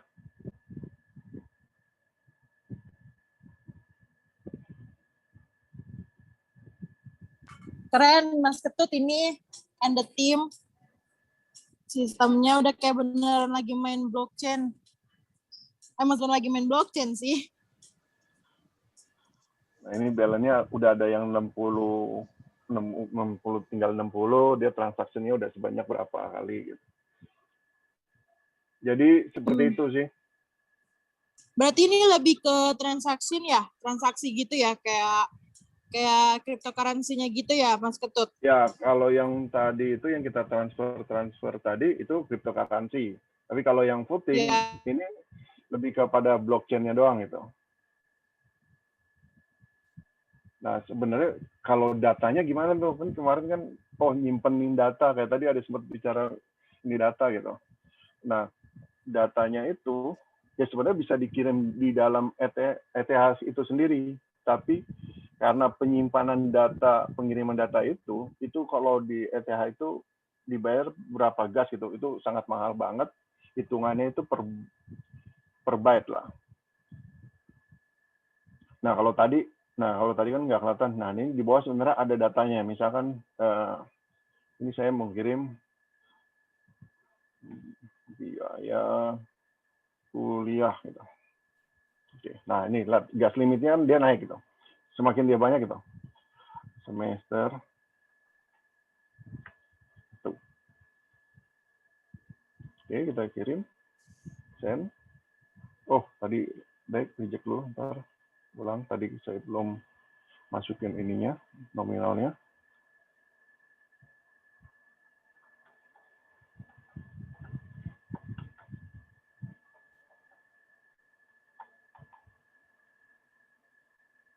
Ini kirim, confirm.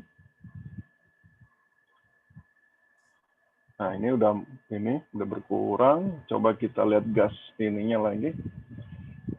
Oh, ini harusnya ada. Oh, sorry. Transaksi. Nah, ini adalah data yang tadi saya kirim. Oke, seperti itu. Kira-kira ada pertanyaan nggak? Udah nanya Mas Ketut. Iya, silakan. Ini yang dibangun kan di private blockchain Mas Ketut nggih? Iya. Ya. Okay. Kira-kira kalau kita mau menaikkan ke yang publik, kira-kira step-stepnya apa aja Mas ya? Terima kasih Mas. Ya. Kalau yang publik sebenarnya kan dia ada semacam kayak macam komunitas atau apa gitu. Nah, Vexanium sendiri itu beberapa kali ikut seminar Vexanium. Dia Vexanium belum ada di public blockchain ini, belum ada di public blockchain. Jadi belum ada di bursa efeknya blockchain lah gitu. Nah, itu pun Vexanium jadi nggak bisa transaksi kalau ada transaksi pakai yang di luar gitu, yang lain. Itu masih belum bisa. Nah, itu sebenarnya tahapan itu panjang banget. Saya juga masih belum tahu. Cuman dia bilang tuh ada semacam konsorsium atau apa gitu untuk masuk ke dalam publiknya itu gitu. Biasanya mereka ini bikin, tapi masih dalam skop ya ada community-nya. Sebenarnya itu community gitu. Yang Vexanium itu ada di Indonesia, mungkin di Singapura. Nah, seperti itu sih.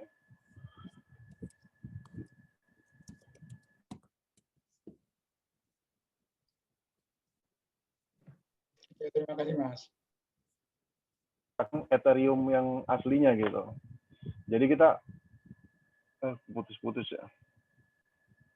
Nah, kalau kita benar-benar mau bikin yang public gitu, sebagai blockchain public, kita bisa menggunakan resource-nya Ethereum ini. Kita hanya tinggal mau bikin aplikasi gitu. Ya udah kita tinggal bikin smart contract-nya kita, Terus yang mau transaksi itu selama dia mempunyai Ethereum, ya kita bisa sharing address itu untuk dilakukan proses transaksi di blockchain gitu.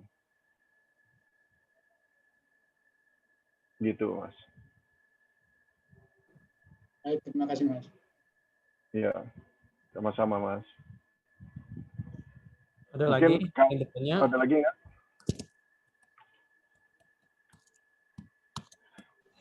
Mungkin saya sedikit tertarik sebenarnya kalau teman-teman ini coba bareng-bareng lihat namanya apa? Benjan BFT itu. BFT yang di apa? Kenapa si ini Satoshi Nakamoto akhirnya bikin proof of work itu adalah background-nya dari si Benjamin General Problem gitu. Nah, itu sebenarnya algoritma ini seorang jenderal mau menyerang musuhnya itu, dia di bawahnya ada letnan-letnannya, dia akan ngirim perintah gitu. Perintah ke 3 jenderal dan ke 3 letnan-letnannya itu, letnan itu akan ngirim lagi ke masing-masing gitu. Dan ini adalah algoritma yang memang realita ini si namanya Jenderal Benjamin ini. Nah, makanya problem ini di solve sama Satoshi Nakamoto itu ya dibuat namanya proof of work chain. Nah, itulah. Ini adalah emailnya dari Satoshi Nakamoto nih. 13 November 2008 Bitcoin P2P Case Paper. Jadi itu aja sih. Mas mau nanya, Mas. Ya. Mas Ketut. Mas ya, tadi ya, kan itu tentang vote itu. Nah, satu orang itu bisa vote sekali atau berkali-kali ya, Mas? Atau bisa dibatasi? Nah, nanti itu bisa dibatasi. Nanti kan tergantung dari bisa dilakukan smart kontraknya gitu. Misalkan saya bikinin kalian untuk sistem pooling itu untuk sekali itu berarti kan satu pooling itu kena biaya dari berapa gas gitu kan. Ya udah itu disetin aja nominalnya itu dia hanya bisa dipakai hanya sekali doang gitu. Itu bisa dilakukan itu. Dan nggak bisa dimanipulasi, Mas ya? Nggak bisa. Dan ini kan istilahnya kalau yang ini, nah kenapa itu nggak bisa dimanipulasi ya itu. Tadi itu pakai metodologi yang namanya proof of work chain ini kan. Bahwa ini kan proof of work ini adalah konsensus gitu. Atau balik lagi coba lihat algoritma yang namanya Benjamin General gitu. Coba lihat histori Benjamin General baru tahu nanti memang kita ngirim message-nya itu kan hampir ke semua node gitu. Kirim ke semua node. Kalau si Benjamin ini ada masalah karena dia itu ceritanya tuh ada di antara node-nya itu ada yang sebagai apa namanya istilahnya berkhianat. Nah, itu adalah masih bisa terjadi gitu. Dan yang dilakukan proof of work chain sama si Satoshi ini adalah ada aturannya itu selama berapa saya lupa selama berapa per 3 itu ada yang menyatakan oke, itu berarti approve dari prosesnya itu. Jadi gitu Mas Bardi. Mungkin kalau Indonesia mau bikin ya voting ya bisa aja tinggal dibuat node-nya kan banyak gitu. Tapi KPU itu kan hampir semua daerah ada kan. Nah, kalau hacker mau nge-twin berarti akan dia seluruh 2/3 ataupun KPU itu yang dicurangin baru dia bisa melakukan pencurangan. Terus smart contract itu cuma membatasi berapa kali dia vote atau bisa membatasi daerahnya, Mas? Contoh tadi kan itu pemilihan gubernur. Nah, kalau Jawa Tengah yang di Jakarta itu nggak bisa milih kan, Mas? Nah, kalau itu kan tergantung, berarti kan saya akan share address-nya. Saya akan kasih bahwa selama dia mempunyai address, even mau dimanapun kalian boleh melakukan vote gitu. Selama orang itu adalah berarti kan available ataupun sudah bersyarat dia bisa memilih gitu. Jadi orang nggak harus lagi ada pulang kampung itu, oh mau milih gitu, mau milih gubernur Kalimantan, oh saya mesti pulang ke Kalimantan gitu. Nah ini kan enggak gitu. Dimanapun Anda berada, selama Anda punya address dari blockchain ini, udah cukup gitu. Oke Mas. Siap, terima kasih Mas penjelasannya. Terima kasih. Mas Badi mau dikirim ETH-nya nggak jadi? Nggak jadi Mas, nggak laku.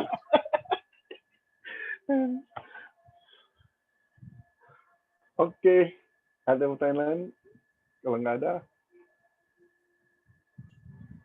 Udah kali ya, bisa ditutup. Nuke, silakan. oke, silakan Mbak Nuke. Oh ya Nuke yang belum penutup ya.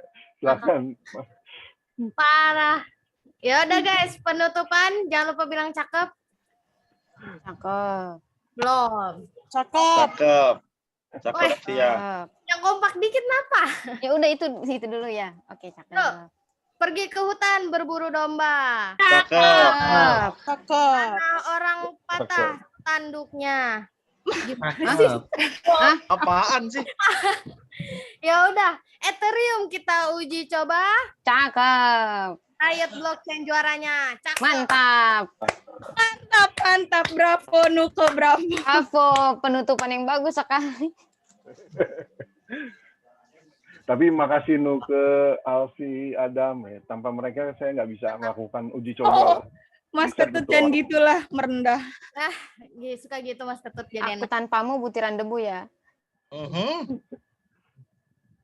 Okay, guys, thank you so much for today, and kita akhiri perkuliahan kita ya. Jadi kalian bisa isoma dan untuk menjelang perkuliahan berikutnya. Oke, guys. Oke Pak, foto dulu ya Pak. Oke. Ayo guys, on cam. Mamoy, on cam, Mamoy. 1, 2, 3. Oke, halaman kedua. 1, 2, 3. Oke, mantap. Thank you so much, Bapak. Thank you so much, Mamoy. Thank you so much, Annyeong. Pak. Thank you so much, all. Thank you so much, Moy. Samida.